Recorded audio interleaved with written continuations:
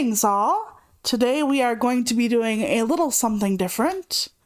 Every once in a while I like to cover other things than video games because I'm interested in more things than just video games, and one of those things is writing. If you've been around a while, you know I'm a writer, and I've written for, at least 2 decades, closer to 3, I'm old. And I started when I was a child. I write a variety of things, including poetry, fiction, and essays. But I'm always a sprinter, never a marathoner. So, one of the great types of writing to do when you write short is flash fiction. Don't worry, if you miss live, this will be archived. I know some people worry about that, but you don't have to this time. At least I hope that I don't mess up in some way that makes me have to delete the VOD. But what is flash fiction exactly? Well, flash fiction, as the name technically implies, is very short fiction. How short? Unfortunately, it depends.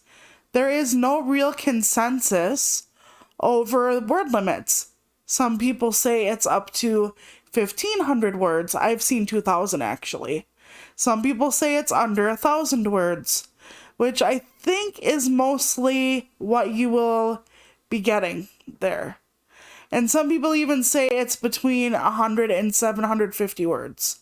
I don't know why that's the cutoff, but it's weird. And remember when we spoke about submissions? Well, you will have to read everyone's guidelines to figure out not only if they take flash fiction, but what their limits are for flash fiction. There is also something called microfiction, which is literally 1 to 100 words. We could do a whole different stream on microfiction, but everyone remembers, I think it's the Hemingway 6-word story that everyone totes around, right? Baby shoes, for sale, never worn. And they say that that is a complete story. Theoretically it is, but we're not bringing that up today. So, Flash. It is a complete story. It has to have a beginning, a middle, and an end. If it does not, it is not called flash fiction. It is called the vignette. It looks like vignette, but a vignette, which a vignette is a snapshot of something that doesn't actually have to have a resolution. And it's vignettes are almost like prose poems in a weird way. But again, you don't need to know that. All you need to know is beginning, middle, end. Just like a novel, just like a short story you would write. It's the same thing, except you have to write tight. And that's actually one of the benefits of flash fiction. It forces you to think about your economy of words, to think about every detail you're putting into a story. And when you are a novelist, especially, you're used to a very large sandbox to play in. And then you sometimes don't write tight anymore because you are focused on other things. And character development and everything is amazing. You don't want to meander. And flash fiction is like you get in, you get out, it's over. It's like getting an injection. You want to get it in and out as fast as possible, do what you came here to do, and nothing else. There is no foreplay, there is no cleanup, in and out. And that is good also for when you are writing a long project and you get stuck and you don't want to start another book. You can just start a short piece like this in an afternoon, or even use your characters or a scenario in your larger work and try to pare it down into a flash piece and see what's going on. It can be a great way to dissect a longer piece for you to figure it out. Kind of like forensics. I haven't seen too many novelists use it that way, but I know some. But it definitely helps you figure out what to keep and what not to keep at points. Okay. Generally, since it is a small contained story, you have to keep it to 1 act or scene. and it has to be a self-contained idea. So think an individual insect in amber and not a swarm's evolution. Okay, so first, I didn't do a slide for this, but we're going to talk about choosing a title.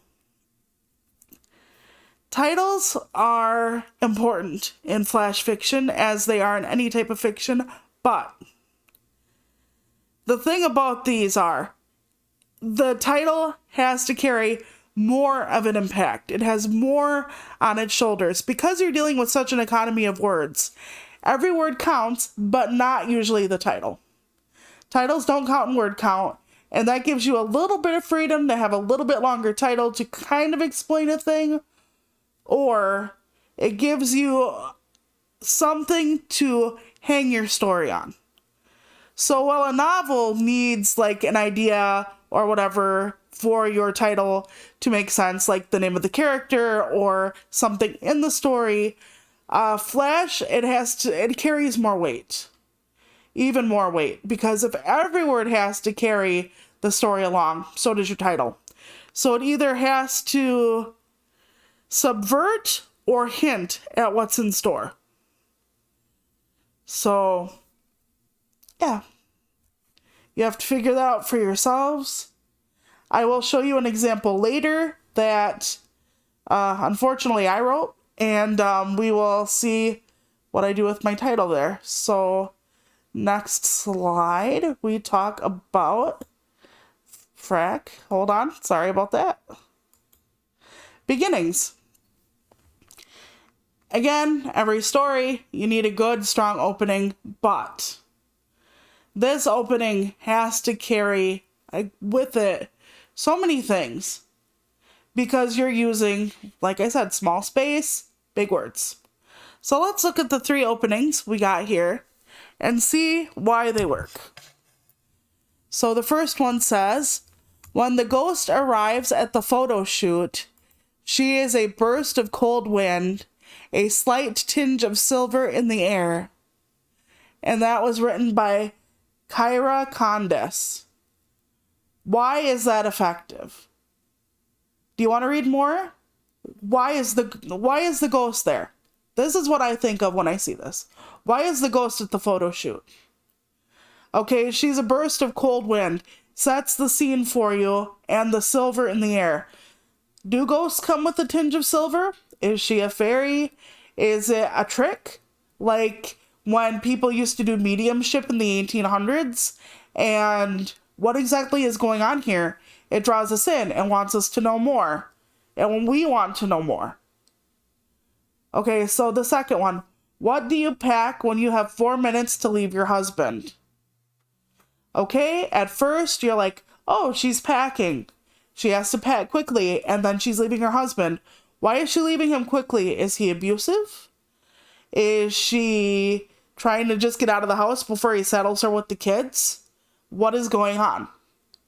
Well, I'm under the assumption, I'm doing the heteronormative thing, by the way, where I'm under the assumption that the person is speaking and it is a woman.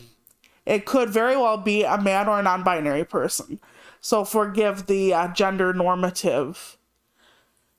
And then the last one says, 30 minutes after her funeral, Grandma sat in her least favorite chair smoking a pipe.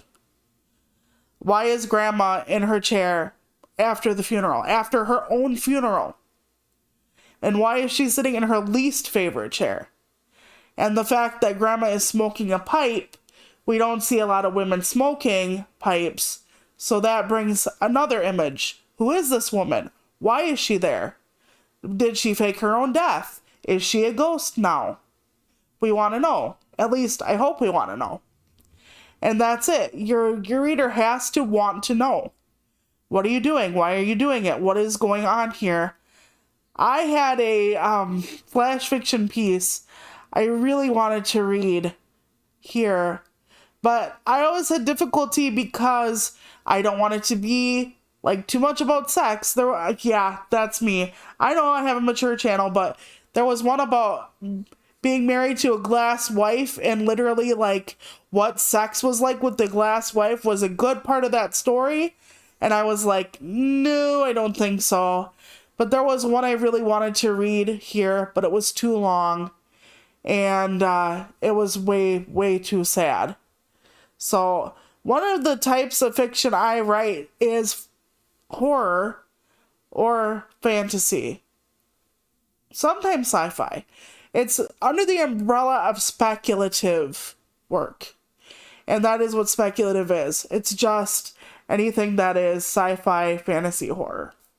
And I write that a lot. It is actually my bread and butter. I've written romance before, but I'm showing you one of my very short flash pieces.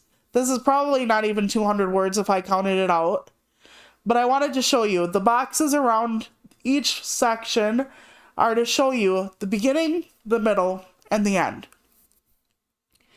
Marcus the Marvelous. Regardless of what you see and hear, this is a trick, Marcus the Marvelous said, smiling down at his wife and assistant Marjorie. Okay, so we got the scene here. He's on the stage. His wife Marjorie is laying down in some form, and something is going to happen. The performance will begin.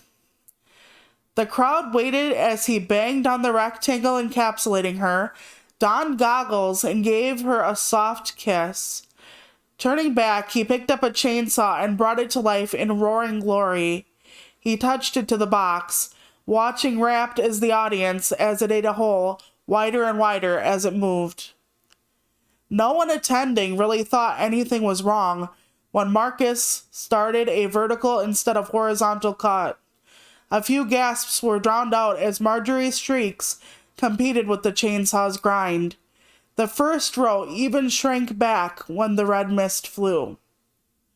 But it wasn't until Marcus dropped the weapon and disappeared that everyone realized what kind of trick it was. Okay, this is mine. I'm not saying it's great.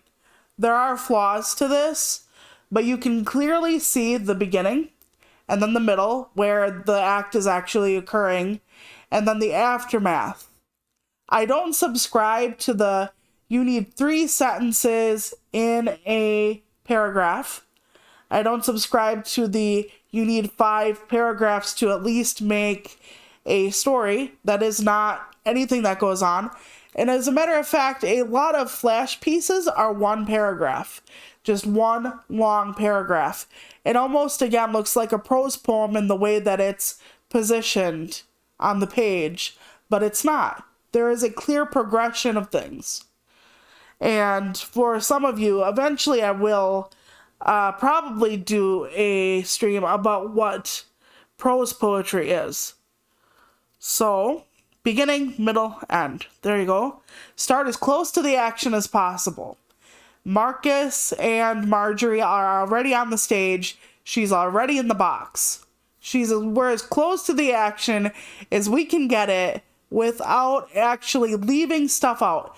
See, that's the problem. When you want to start as close to the action as possible, you run the risk of dropping someone in a story where you don't give any context. All of a sudden, it's just there. Like if I would have started with the crowd watched as he banged on the rectangle encapsulating her, you'd be like, wait, what rectangle? Who the fuck is he? Like, where is she? What's going on? So you have to make sure when you start close, you don't cut off your beginning. Because that is the other risk you make, especially in editing. Editing can be very tricky, and you don't want to leave people out in the cold like that. So, yeah. Now your middle has to build up the same as anything else. When they talk about the peaks and valleys of your story beats, you have to have your story beat in there. It's just going to be like 1 or 2 story beats, though. It isn't going to be a whole large section of story beats. You don't have the room. You don't have the time.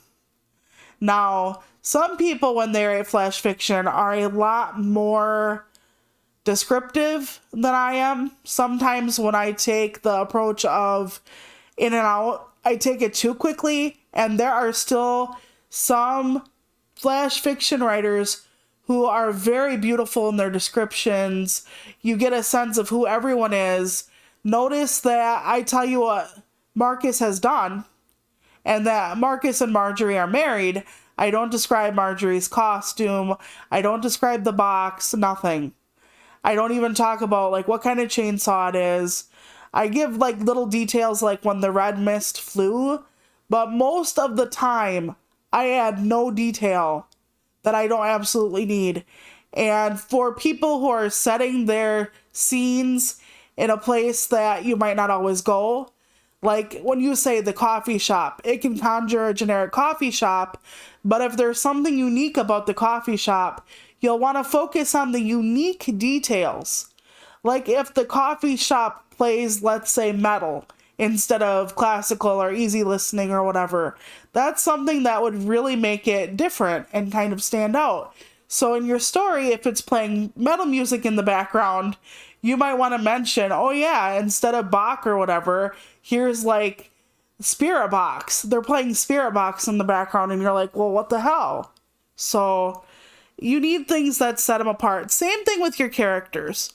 Now, in a story that is this short, you should probably keep it to 1 or 2 speaking characters. You can have characters mention other people or somebody sat beside someone, but when you're focusing, you should focus on basically 2 characters, how they feel, what they look like, etc. max.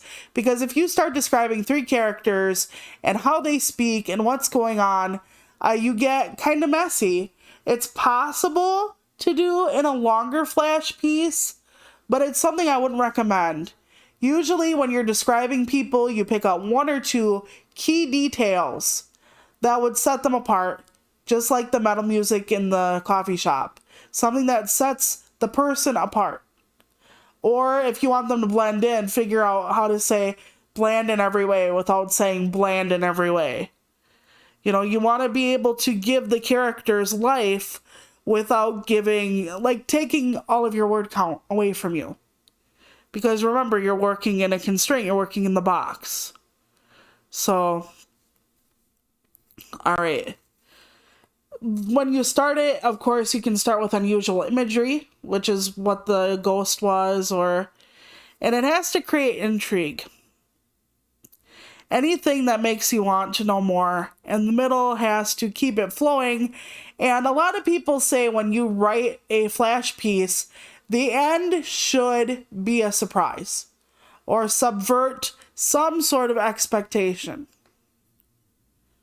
I mean, as you read the story of Marcus, you know what's actually going on. So the first paragraph in the middle is basically what's happening and getting there. The third paragraph is, well, something's definitely fucked up here. And, you know, you flow towards that. But at the end, you realize that he had wanted it all along and what kind of trick it was. And it brings up the trick from the beginning. So there is a callback there, a tie-in there. You don't have to do it that way. I just did it that way because it was such a short piece, people wouldn't forget where my tie-in would be. And I just thought it would close the door better. And sometimes when you are writing an ending, you don't always have to close the door so soundly. You can leave it open a crack for people to work on or to, you know, form their own opinion. But a lot of times, especially with speculative, they're like, no, you need to subvert, you need to surprise. You just have to kind of go for it. So that's a lot of the endings you will see in, like, especially horror, are ones that subvert or surprise the reader with how, you know, it's supposed to make you, like, jump or think or whatever. Yeah, I don't know if I'm explaining that right, but, you know. But like I said, it's like writing a longer piece. You want to stick the landing. You want to stick the ending. You want everything to tie together. You want the images to make sense. This is basically like writing a 10,000 word short story, except school washing it, taking everything you don't need, and leaving it there. Okay, so say you wrote a flash fiction piece. Say it's like 800 words, and you really need it to be like 750, 600, somewhere in there. Well, that's when you get to the fun part of flash fiction, the editing. And you're going to be like, okay, what is this? So, how to edit. One of them is to remove unnecessary adjectives. An adjective is a word that explains more about a noun's size, shape, age, color, origin, purpose, or material. Like big, chocolate, or French. I find these examples they give at your dictionary a little bit weird. Yes, they can be, but chocolate can also like stand on its own. Whereas big, not so much. French is a nationality, so technically that can stand sort of on its own. But yes, it is as a general rule, it is correct.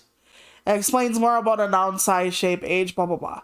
So when you're describing too much, and you don't need to describe, you go into this room in your flash fiction, and all of a sudden, everybody knows about the allusion to the blue curtains, right?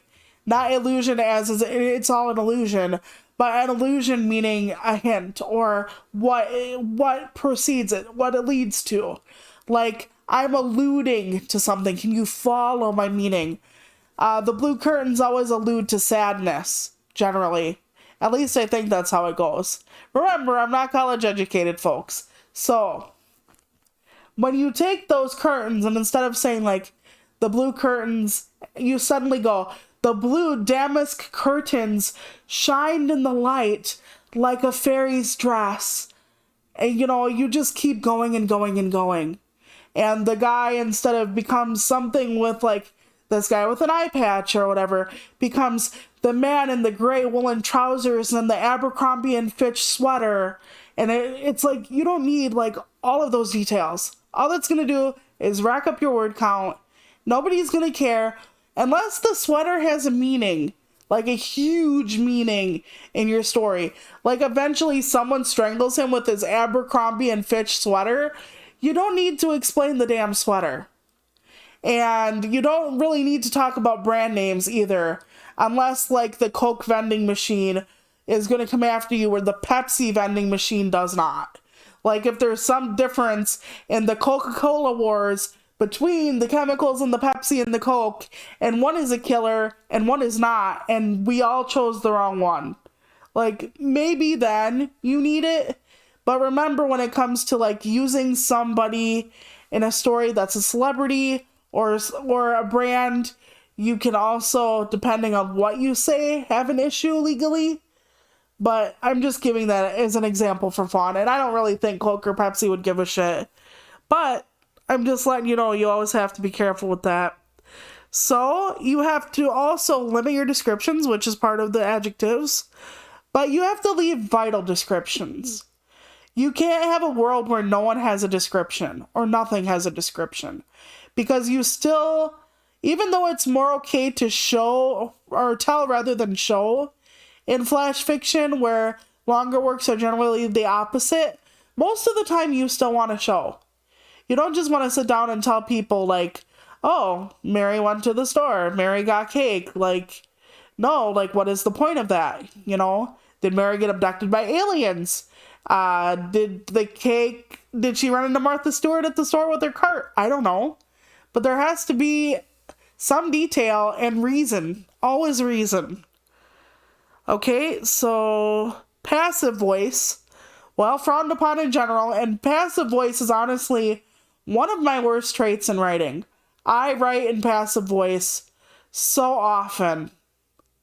And I should have did a whole slide on passive voice. But for those of you who are writers, you already know what it is.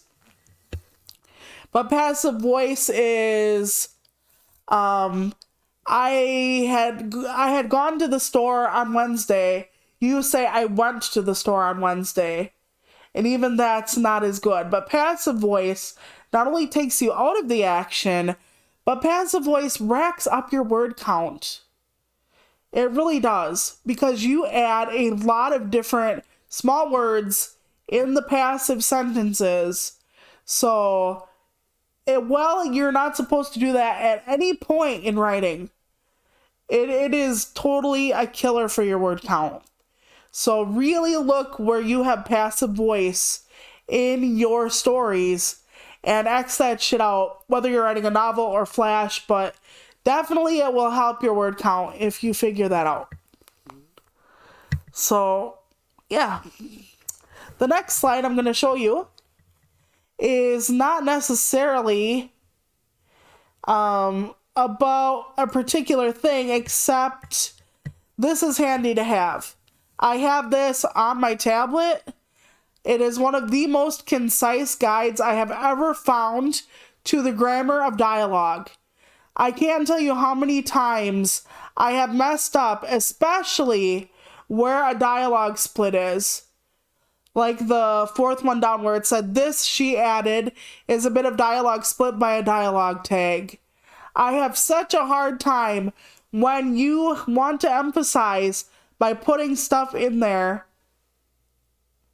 and then end up not knowing, is there a comma here? Is there a period here? Where do I put the tags again? So, the quote marks. So this is a great thing to have. So I just want to leave that up here a bit while I talk. And I'm also going to talk about the thing I don't like about this. But I know why they did this. Okay, this is dialogue. He said, she whispered, this is also dialogue. Okay. I don't like the fact that they use a lot of whispered, added, etc. Because for the most part, when you are writing fiction, well, again, anything, but you are supposed to mostly use just said. A lot of story or replied sometimes and whatever. Because there are so many stories where it's like, Jack shouted, Jack whimpered, Jack cried, Jack screamed, Jack yelped, and it's like, okay, we get it. Like, instead of telling me, or, Jack yelled, tell me in other ways that Jack is angry. I hate you, Jack said, clenching his fist. A feather-light twitch in his jaw began, or something. I'm not reading this. I'm making this up off the top of my head. But show me sadness. Not like Mary cried. Just be like, I can't believe you do this to me, Mary said, tears glinting at the corner of her eyes and her lip quivering. I mean, it's that kind of thing. You're supposed to show what is happening. And when you do dialogue like that, where you say screamed, shouted, etc., it basically is telling me, well, Jack is angry, Mary is sad. You are not showing me, you are telling me. I'm sorry, I don't know if I fucked that up just now. Probably. But when you do those kind of dialogue tags, you are basically trying to show me or tell me people's emotions without showing me people's emotions. And when you're a writer, you are supposed to paint the picture for me. You are painting a picture with words. It's kind of like those AI bots now stealing everybody's artwork. You have to really write in a lot of description to get everything pulled out. So if you have all these different things that are going on where your people are gasping, shrieking, etc., and it's part of the dialogue line, please reconsider that. Because that is telling me, not showing me. You have to show me. Okay, so like I said, we talked about beginnings, middles, endings, and then I just have one last slide for you.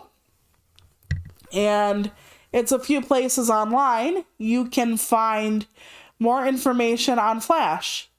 There's intro and overview. There is how to begin your story strong. And one of them is from, I think I found one from Kathy Fish. And Kathy is one of the leading experts on Flash and especially nonfiction. So it's always good to read stuff from her perspective. I think that's the Substack one. So the one that says begin your story strong, I think that's the Substack one, but I could be wrong. So Yeah, and then there is a book called The Rose Metal Press Field Guide to Writing Flash Fiction. And that is basically what most people consider the Flash Fiction Bible. It gives you Flash fiction pieces, and then like dissecting them or talking about them, or the authors are like given little interviews, and then you are supposed to write your own Flash fiction based upon the different techniques used. Like, say, for instance, there is a Flash fiction piece written entirely of dialogue, because you can do that. You can write an entire story made out of just dialogue, especially this size of story. It's the most famous one, I think, is a sci-fi story called They're Made of Meat. I think that's what it's called. And it's about two aliens talking about like getting in touch with humanity and like being really grossed out or weirded out that we're literally all made of meat. Like, we're not made of like metals or different things, that we're just like meat sacks, like fleshy meat sacks. And it like really grosses them out. And they talk a little bit about like what's on other planets and stuff, where they would rather talk to them instead of us. So it can be done. And there are a lot of different ways to do different types of stories. So you can experiment. If you want stories where no one talks, that's actually quite common. A lot of people suggest, to make it easier for your first few times, writing in first person. But I know personally a lot of people don't like first person, either to write it or to read it. So it depends, but they say that because you're writing in first person, it focuses you more on what somebody would actually be seeing or doing, instead of you having this omniscient view that comes with most third-person stories. And yes, I know there is close third-person perspective. I get that. But most people write omniscient, where they can see everyone and everything and know everyone else's thoughts. So if you're having trouble paring it down, it might also help you to write in first person, at least for a while. So, in all honesty, that's probably where I'm going to go with this. I wanted to open it up to Q&A, but no one is here. I was going to talk about whether or not we wanted to spitball as a chat for Flash fiction ideas, and then maybe write Flash fiction as a chat. I'm thinking about opening up a section of my Discord for people. It would be only people who could be there, so not everyone can see it. Kind of like password protected, where we start a small writing group, and then we can kind of look over everyone else's stuff, encourage each other, figure things out. And I don't know if that's something anybody would be interested in. Probably not. I don't know. Maybe someday, if I have more viewers, they would be interested. But it doesn't seem like it would be a big enough thing right now. Yeah. So that's about it. I think you can look back on my submission video stream that I did a while back and find places to submit your work when you have polished it, when you are ready, and just kind of go from there. And if you have any questions, you can find me on Twitter. You can find me on Discord or other places like that. My YouTube comments are always open. And if you want to just talk, or you want to be like, you missed like this really big thing when it comes to endings, because I know I didn't talk about endings too much, but you can just find me and we can talk, okay? All right, everybody. I guess that's it for today. I will see you tomorrow. I might be a little late for Judgment, but we'll figure that out later. So, have a good day, everyone. Bye.